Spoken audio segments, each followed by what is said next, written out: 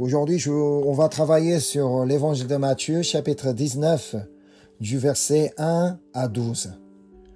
Je lis le passage d'aujourd'hui. Lorsque Jésus eut achevé ses discours, il quitta la Galilée et alla dans le territoire de la Judée au-delà du Jourdain. Une grande foule le suivit et là, il guérit les malades. Les pharisiens l'abordèrent et dirent pour l'éprouver: Est-il permis à un homme de répudier sa femme pour un motif quelconque? Il répondit: N'avez-vous pas lu que le Créateur, au commencement, fit l'homme et la femme, et qu'il dit: C'est pourquoi l'homme quittera son père et sa mère et s'attachera à sa femme, et les deux deviendront une seule chair. Ainsi, ils ne sont plus deux, mais ils sont une seule chair, que l'homme donc ne sépare pas ce que Dieu a joint. Pourquoi donc lui dirent-ils: Moïse a-t-il prescrit de donner à la femme une lettre de divorce et de la répudier? Il leur répondit: C'est à cause de la dureté de votre cœur que Moïse vous a permis de répudier vos femmes. Au commencement, il n'en était pas ainsi. Mais je vous dis que celui qui répudie sa femme, sauf pour infidélité, et qui en épouse une autre, commet un adultère. Ses disciples lui dirent: Si telle est la condition de l'homme à l'égard de la femme, il n'est pas avantageux de se marier. Il leur répondit: Tous ne comprennent pas cette parole, mais seulement ceux à qui cela est donné. Car il y a des eunuques qui le sont dès le ventre de leur mère. Il y en a qui le sont devenus par les hommes, et il y en a qui sont rendus tels eux-mêmes à cause du royaume des cieux. Que celui qui peut comprendre, comprenne. Amen. Afin de bien comprendre le passage d'aujourd'hui, il faut regarder la question des pharisiens. Comme nous venons de lire dans les 2 premiers versets, Jésus a encore guéri les malades. Jésus a fait ce qu'il pouvait. Donc, pour toutes les personnes qui venaient vers lui, Jésus les a guéris. Mais ce qui est curieux, c'est que pour les pharisiens, ça ne les intéresse pas trop. Ils voulaient simplement poser cette question. Qu'est-ce qu'ils demandent à Jésus? Je relis le verset 3. Les pharisiens l'abordèrent et dirent, pour l'éprouver: Est-il permis à un homme de répudier sa femme pour un motif quelconque? Voilà, Jésus vient de guérir les malades. Peut-être ça a été un miracle pour certains d'entre eux. Mais les pharisiens, ils étaient là pour poser la question, pour éprouver Jésus. La question était: Est-il permis à un homme de répudier sa femme pour un motif quelconque? Nous pouvons voir la raison de cette question à travers les versets 9 et 10. Donc les versets 9 et 10, je lis: Mais je vous dis que celui qui répudie sa femme, sauf pour infidélité, et qui en épouse une autre, commet un adultère. Ses disciples lui dirent: Si telle est la condition de l'homme à l'égard de la femme, il n'est pas avantageux de se marier. Qui parle au verset 10? Qui parle? Ce sont les disciples de Jésus qui parlent. Alors que ce sont les pharisiens qui ont posé la question. Après avoir entendu la réponse de Jésus, les disciples réagissent ainsi: Si telle est la condition de l'homme à l'égard de la femme, il n'est pas avantageux de se marier. Car Jésus dit de ne pas répudier sa femme sauf pour infidélité. Ce que disent les disciples de Jésus: si on ne peut pas répudier sa femme seulement pour infidélité, à quoi bon de se marier? Ce ne sont pas les pharisiens qui ont posé cette question. Ce sont les disciples de Jésus. Vous comprenez ce qu'ils disent? Alors, ce qu'on peut comprendre, c'est que ce passage montre bien comment les hommes juifs de l'époque considéraient et traitaient les femmes. C'est ce que les hommes juifs pensaient des femmes. On peut voir qu'ils répudiaient facilement les femmes, même sans motif d'adultère. C'est pourquoi Jésus cite la Genèse pour leur répondre. Car il savait que ces pharisiens avaient le but de l'éprouver. Lisons les versets 4 à 6. Il répondit, « N'avez-vous pas lu que le Créateur, au commencement, fit l'homme et la femme, et qu'il dit, c'est pourquoi l'homme quittera son père et sa mère, et s'attachera à sa femme, et les deux deviendront une seule chair. Ainsi, ils ne sont plus deux, mais ils sont une seule chair, que l'homme donc ne sépare pas ce que Dieu a joint. » Tout juif devait connaître parfaitement le contenu de la Genèse, parce que la Genèse fait partie de Torah. C'est pourquoi Jésus leur a demandé en retour, « Ne connaissez-vous pas ce qui est écrit dans la Torah, et non pas seulement mes propres paroles? » Ce n'est pas ce que je dis, mais c'est ce qui est écrit dans la Torah, c'est ce que Dieu a dit. N'est-il pas écrit dans la Genèse que l'homme quittera son père et sa mère et s'attachera à sa femme et les deux deviendront une seule chair? Par conséquent, les paroles de Jésus contenaient ce message. L'homme ne doit pas diviser ce que Dieu a joint pour ne faire qu'un.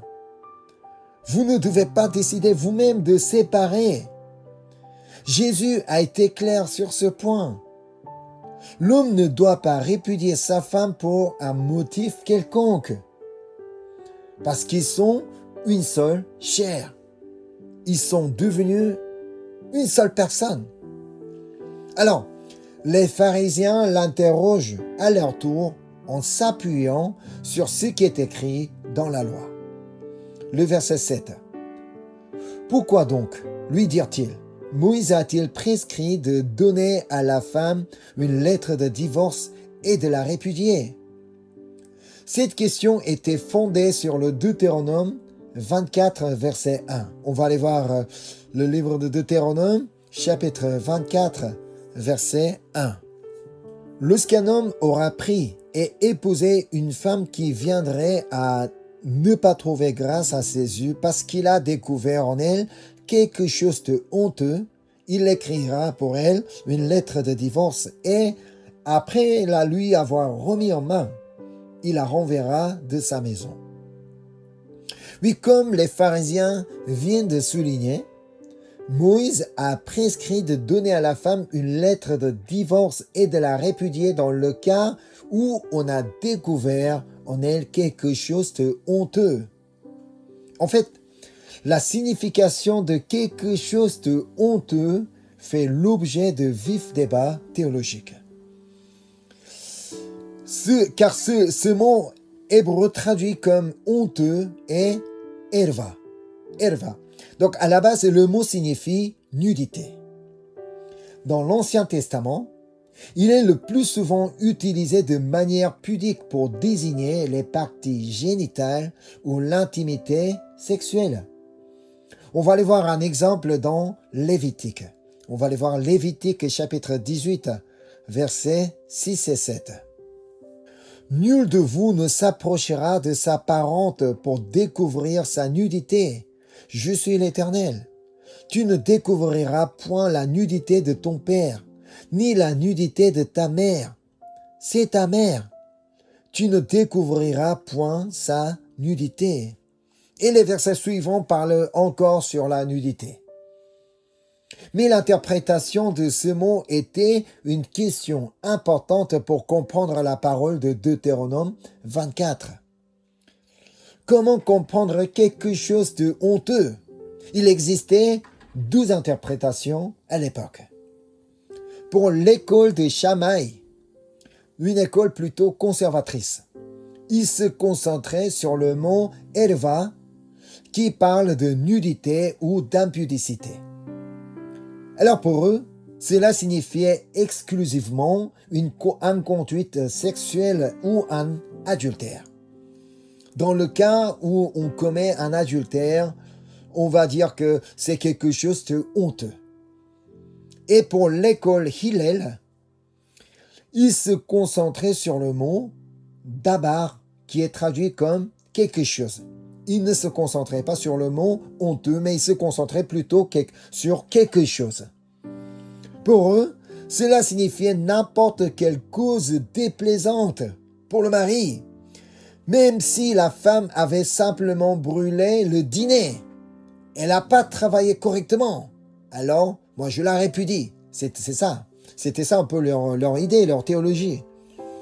Alors, les pharisiens voulaient connaître la position de Jésus.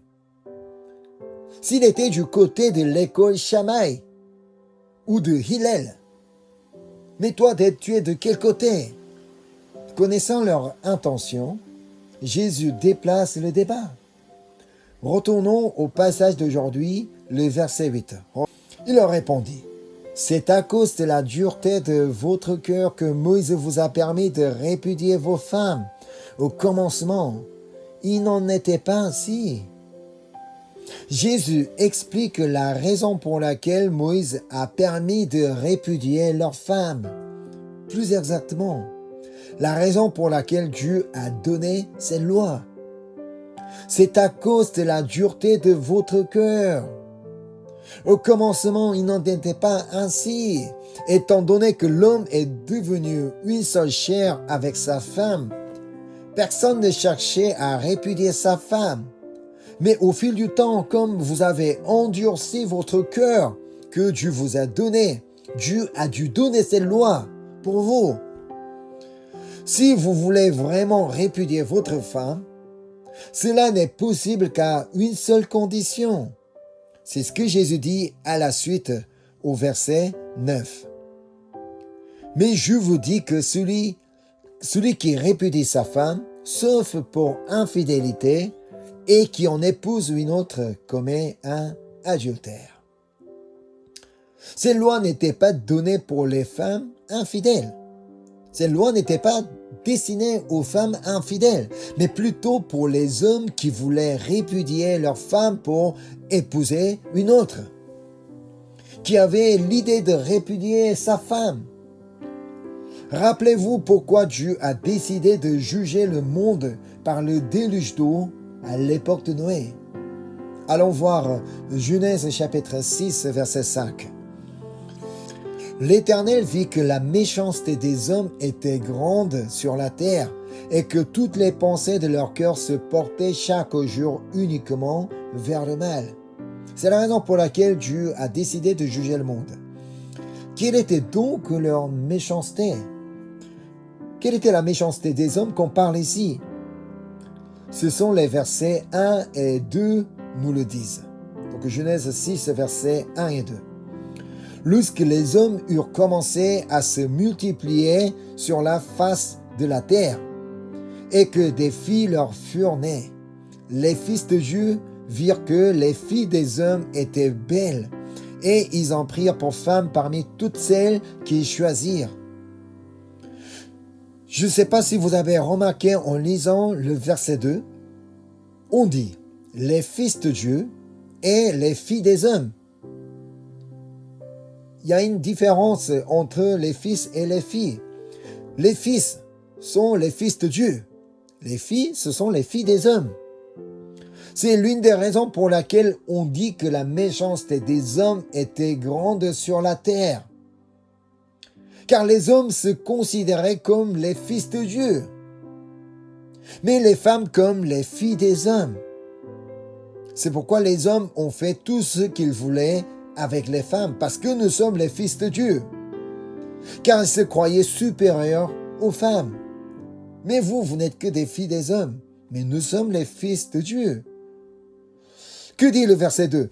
Les fils de Dieu virent que les filles des hommes étaient belles, et ils en prirent pour femmes parmi toutes celles qu'ils choisirent. On ne sait pas combien ils ont choisi. Peut-être 5, 6, 7, 8. Toutes les femmes qui leur semblaient belles. S'ils ont pris pour femmes parmi toutes celles qu'ils ont choisies, à chaque fois qu'on voit une belle femme qui passe, toi, tu deviens mon épouse. Ils ont dû évidemment répudier les femmes qu'ils ont choisies aussi facilement, aussi d'une manière si facile. Moi, je vais encore choisir une autre toi. J'en veux plus de toi. Alors, toi, dégage. Ça se passait comme ça. Ça a dû passer comme ça. Dans la Genèse, le péché de l'homme consistait à vouloir devenir comme Dieu. C'est ça leur méchanceté. Si Adam et Ève ont mangé du fruit défendu, c'était par désir de s'égaler à Dieu. En d'autres termes, les hommes se sont pris pour Dieu en s'appropriant toutes les femmes qu'ils désiraient. Moi, je fais ce que je veux. Moi, je choisis les femmes que je veux. Ils ont méprisé la parole de Dieu qui ordonnait de ne faire qu'un avec une seule femme, cherchant plutôt à s'unir à toutes celles qu'ils convoitaient. Ils faisaient ce qu'ils voulaient. Dieu a dit, l'homme est femme, un homme et une femme devient une seule chair, pas un homme et deux femmes, pas un homme et trois femmes. Mais ils ont fait ce qu'ils veulent, ils ont voulu. C'est pourquoi Dieu n'a pas eu d'autre choix que de donner la loi à ces hommes qui se prenaient pour Dieu et répudiaient leurs femmes. Mais malheureusement, nous découvrons à travers les paroles des disciples que beaucoup d'hommes continuaient de rejeter leur épouse pour toutes sortes de raisons. Toi, tu fais mal la cuisine, alors donc toi dégage. Toi, tu parles mal, alors toi, j'en veux pas de toi. En fait, Dieu a dit clairement à travers le prophète Malachie qu'il est la répudiation. On va aller voir le livre de Malachie, chapitre 2, verset 16. Écoutons ce que je dis. Car je hais la répudiation, dit l'Éternel, le Dieu d'Israël. Et celui qui couvre de violence son vêtement, dit l'Éternel des armées. Prenez donc garde en votre esprit et ne soyez pas infidèles. Je hais la répudiation et il termine « et ne soyez pas infidèles ». On peut rendre compte que la répudiation est liée à l'infidélité. C'est ce que nous pouvons lire dans la réponse de Jésus. Revenons au passage d'aujourd'hui, le verset 9. « Mais je vous dis que celui qui répudie sa femme, sauf pour infidélité, et qui en épouse une autre, commet un adultère. » Dans la Bible, nous pouvons voir que Dieu traite l'impudicité avec une grande sévérité. Le prix de l'adultère était la mort. Dieu était vraiment strict avec cette question de l'adultère.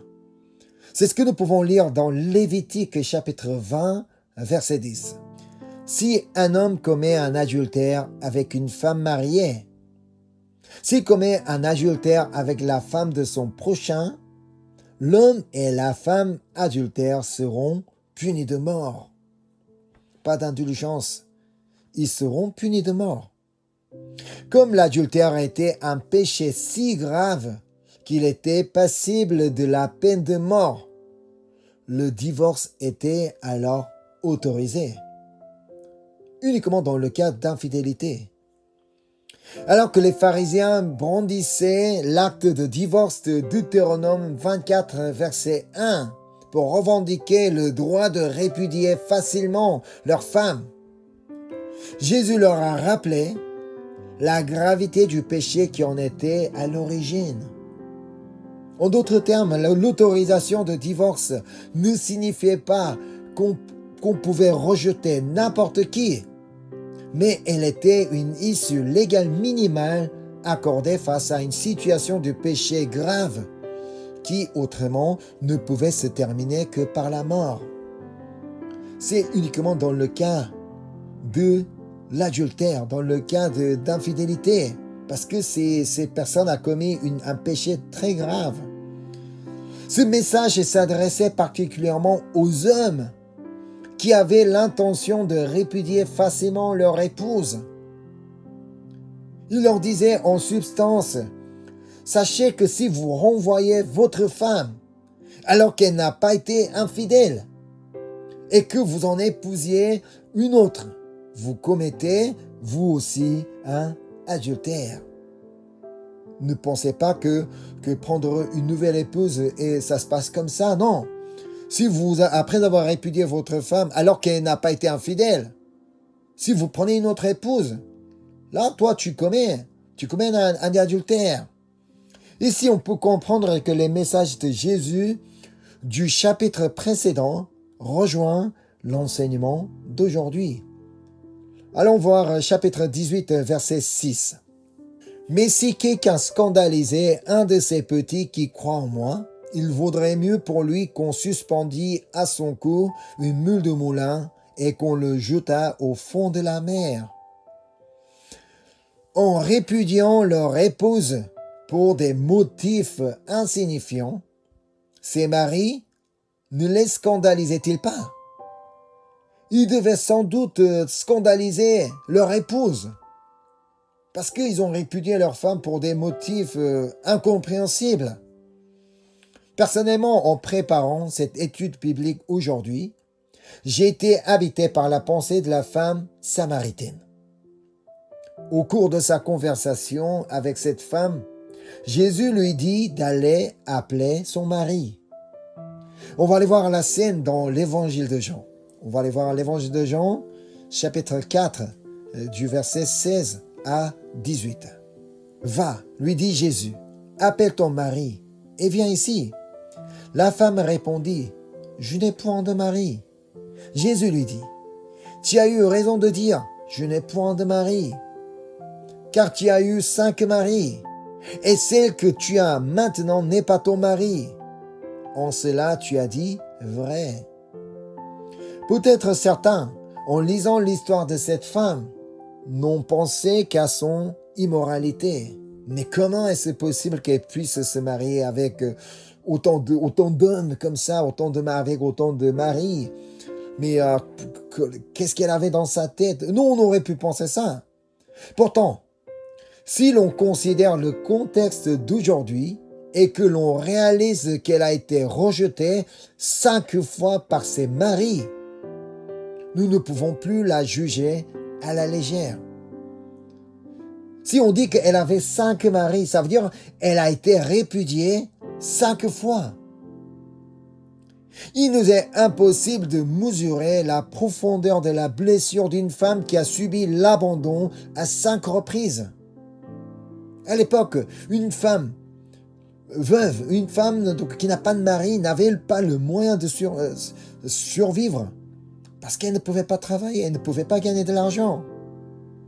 Elle a été répudiée 5 fois. Oui, il est peut-être possible qu'elle ait été répudiée pour son infidélité. Ça, on ne peut pas savoir. Mais je vous invite à vous souvenir des paroles de Jésus à ceux qui s'apprêtaient à lapider la femme surprise en flagrant délit d'adultère. C'est ce que nous pouvons lire dans l'évangile de Jean, chapitre 8, verset 7. Comme il continuait à l'interroger, il se releva et leur dit, « Que celui de vous qui est sans péché jette le premier la pierre contre elle. » Que celui de vous qui est sans péché jette le premier la pierre contre elle. Et lisons le verset 11. Donc Jean chapitre 8, verset 11. Elle répondit, « Non, Seigneur. » Jésus lui dit, « Je ne te condamne pas non plus. Va et ne pêche plus. » Elle était effectivement une femme qui avait commis l'adultère. Elle a été arrêtée sur place. Elle était vraiment une vraie pécheresse. Pourtant, Jésus ne l'a pas condamnée. Ainsi, Jésus n'a ni méprisé, ni condamné la femme samaritaine. Quoiqu'elle a eu 5 maris ou pas, Jésus ne l'a pas méprisée. Jésus ne l'a pas méprisée et a condamné. Il a continué son dialogue avec elle car il voulait qu'elle devienne une vraie adoratrice. Parce que Jésus souhaitait qu'elle soit restaurée, que sa vie soit changée, que son cœur soit rempli par lui-même. Parce que je veux que tout le monde soit sauvé et parvienne à la connaissance de la vérité. Revenons dans l'évangile de Matthieu, chapitre 18. Matthieu, chapitre 18, du verset 11 à 13. « Car le Fils de l'homme est venu sauver ceux qui étaient perdus. Que vous en semble? Si un homme a 100 brebis et que l'une d'entre elles s'égare, ne laisse-t-il pas les 99 autres sur les montagnes pour aller chercher celle qui s'est égarée? Et s'il la retrouve, je vous le dis en vérité, il lui cause plus de joie que les 99 qui ne se sont pas égarés.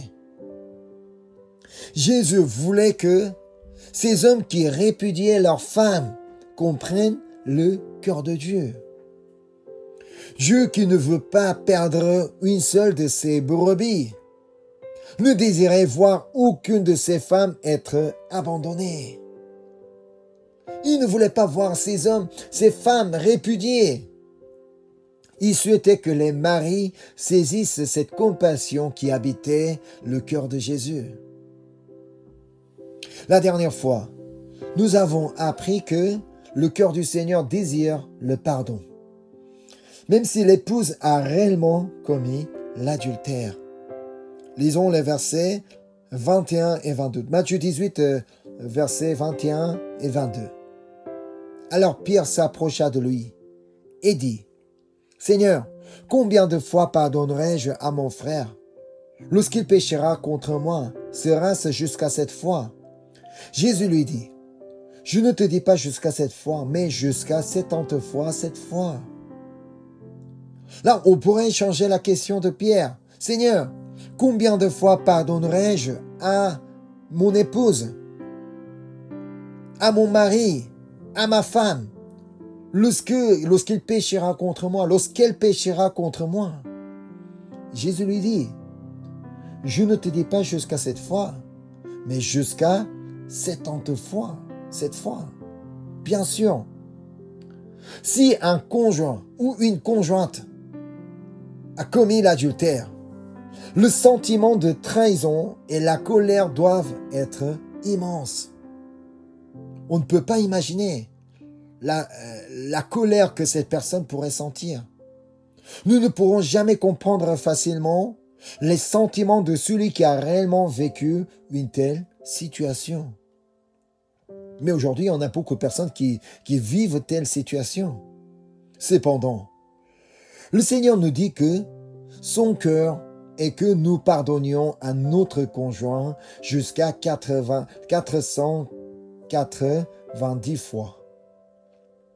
Que nous pardonnions notre conjoint ou notre conjointe 490 fois, même si cette personne a commis l'adultère.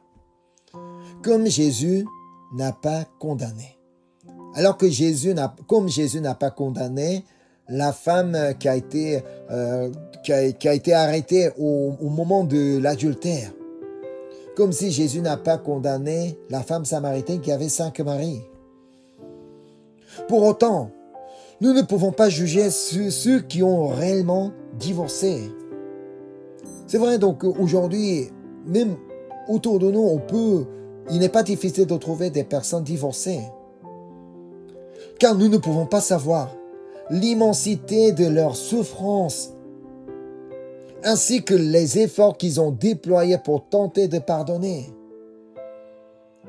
Nous ne pouvons pas imaginer les moments qu'ils ont vécus jusqu'au divorce, même durant le moment de divorce, même après le divorce. Nous, on ne peut pas imaginer.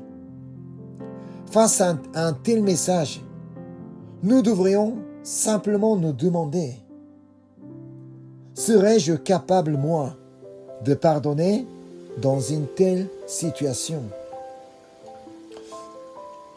Au lieu de juger les personnes divorcées, non, mais pourquoi cette personne a divorcé alors que cette personne est chrétienne? Alors donc, on ne pouvait pas quand même pardonner tout ça. Non, nous, on n'a pas vécu cette situation. Alors donc, nous ne pouvons pas parler à sa place. Nous, quand on regarde de telles situations, il faudrait regarder nous-mêmes. Est-ce que moi, si je me retrouve à sa place, est-ce que je serais capable de pardonner dans une telle situation? Si moi-même, je ne suis pas capable de pardonner à mon conjoint ou à ma conjointe, je ne pourrais pas juger qui que ce soit. En fait, la vie conjugale n'est pas facile en réalité. La vie conjugale n'est pas toujours quelque chose de bien heureuse, joyeuse, non. Ce n'est pas pour décourager pour ceux qui ne se sont pas encore mariés. Je ne dis que simplement ce qui est la vérité. Ce qui est la vérité est la réalité. Devenir une seule chair à partir de deux personnes si différentes n'est jamais une tâche aisée. Ils ont peu de points communs entre ces deux personnes. Peut-être le seul point commun, c'est qu'ils sont êtres humains. Sinon, tout le reste, on ne partage aucun point commun. Parce que nous avons vécu nos enfances différentes et notre adolescence différente et que nous avons connu différents parents, différentes cultures. Nous sommes tous différents. Entre le marié et la femme, c'est pareil. C'est parce que ce sont deux pécheurs. Deux pécheurs qui tentent de s'unir pour ne former qu'un. Deux pécheurs s'unir pour ne former qu'un n'est pas facile. Ce dont ces deux personnes ont besoin, c'est l'agapé, c'est-à-dire l'amour de Dieu. Nous avons besoin de l'amour de Dieu. Pour que nous ayons cet amour en nous, nous avons besoin du Saint-Esprit. De plus, c'est le Saint-Esprit qui nous donne la force d'éviter toute forme d'impureté. Même quand on aurait l'occasion de commettre l'adultère, le Saint-Esprit qui est en nous, qu'est-ce qu'il va faire? Non, arrête-toi. Arrête-toi là. C'est un grand péché. Ne commets pas ce péché. Le Saint-Esprit nous le dira. Alors, nous devons d'abord nous-mêmes faire l'effort de devenir une conjointe ou un conjoint fidèle. Avant de chercher une conjointe ou un conjoint fidèle, moi, je voudrais me marier avec quelqu'un fidèle.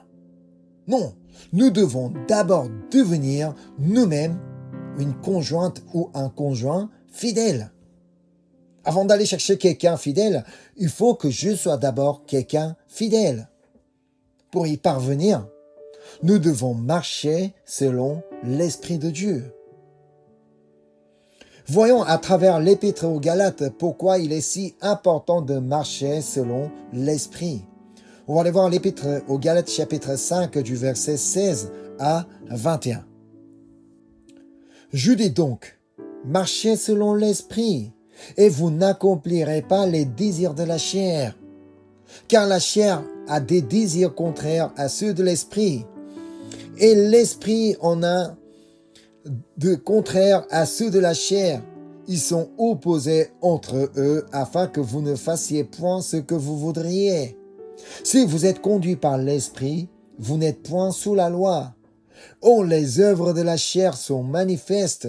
Ce sont l'impudicité, l'impureté, la dissolution, l'idolâtrie, la magie, les inimitiés, les querelles, les jalousies, les animosités, les disputes, les divisions, les sectes, l'envie, l'ivrognerie, les excès de table et les choses semblables. Je vous dis d'avance, comme je l'ai déjà dit, que ceux qui commettent de telles choses n'hériteront point le royaume de Dieu. En tant que pécheurs, nous ne pouvons que porter ces fruits-là. Il faut avouer. Il faut reconnaître. C'est pourquoi nous avons besoin de marcher selon l'Esprit de Dieu.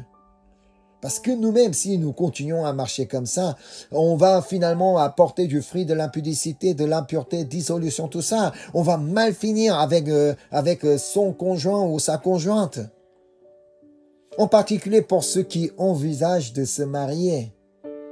Je vous encourage à garder ces paroles des Galates à l'esprit et à marcher par l'Esprit. C'est le seul moyen de réussir notre vie conjugale. De même, c'est un message essentiel pour ceux qui sont déjà mariés. Je vous invite donc à vous en souvenir précieusement. Décidons-nous de marcher selon l'Esprit de Dieu. Nous-mêmes, nous ne pouvons que commettre des péchés. Alors nous avons vraiment besoin de l'aide du Saint-Esprit. Avant tout, souvenez-vous que le Seigneur ne nous a pas abandonnés. Nous qui étions des pécheurs coupables d'infidélité spirituelle. Combien de fois nous avons été infidèles spirituels? Mais notre Seigneur ne nous a pas répudiés. Notre Seigneur ne nous a pas abandonnés. Notre Seigneur ne nous a pas rejetés. C'est ce que nous devons garder dans notre tête. C'est ce que nous devons toujours nous souvenir. En tant que bénéficiaire de cet amour, je bénis vous et moi afin que nous pratiquions ce même amour envers notre conjoint, conjointe, notre prochain, notre famille. Au nom de Jésus-Christ. Amen. Voilà, avec le message d'aujourd'hui, peut-être on pourrait penser que ce message est simplement lié aux personnes qui sont mariées. Non. En fait, ça ne concerne pas uniquement pour les conjoints, pour les personnes mariées, pour les conjoints, pour la conjointe. Non, ça s'applique pour tout le monde. Nous, dans toutes les relations, nous, en tant que pécheurs, on peut toujours très bien scandaliser qui que ce soit, parce que nous sommes naturellement pécheurs. Alors, c'est pour ça que ce que nous avons vraiment besoin dans notre vie, c'est que nous marchions selon l'Esprit, afin que nous puissions porter les fruits du Saint-Esprit dans notre vie. Amen. Je vais prier. Seigneur, merci pour ta grâce et merci pour ton amour. Merci pour tout ce que tu fais dans notre vie, Seigneur. Avec le message d'aujourd'hui, nous avons compris combien nous avons vraiment besoin d'être conduits par le Saint-Esprit, que nous soyons remplis par le Saint-Esprit, Seigneur. Nous-mêmes, nous ne pourrons que porter des fruits du péché. Mais avec le Saint-Esprit, nous savons que nous pouvons porter le fruit du Saint-Esprit, qui est l'amour, qui est la joie, qui est la paix. Alors nous avons vraiment besoin de toi, Seigneur. Sans toi, on ne peut pardonner personne. On ne peut aimer personne. On va continuellement juger les autres. On va continuellement condamner les autres. On va continuellement répudier les autres. Oh Seigneur, nous avons besoin de toi, Seigneur. Remplis-nous encore une fois par ta puissance. Que le Saint-Esprit agisse puissamment dans notre vie, Seigneur, que dans notre cœur, dans notre pensée. Merci pour ta parole, pour ta grâce. Je te prie au nom du Seigneur Jésus-Christ. Amen.